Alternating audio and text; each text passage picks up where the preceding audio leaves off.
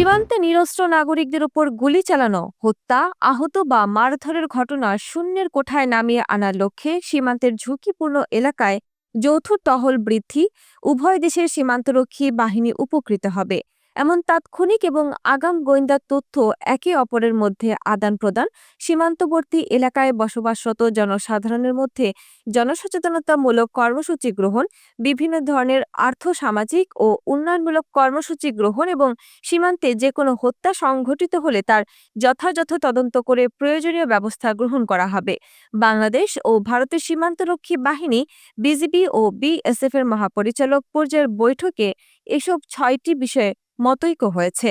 ভারতের রাজধানী নয়াদিল্লিতে ১৭ থেকে ২০ ফেব্রুয়ারি অনুষ্ঠিত ৪ দিনব্যাপী ৫৫তম সীমান্ত সম্মেলনে দুই দেশ এসব বিষয়ে একমত হয়। উভয় পক্ষ এসব বিষয়ে সম্মত হওয়ার বিষয়টি এক যৌথ বিবৃতিতে উল্লেখ করা হয়েছে।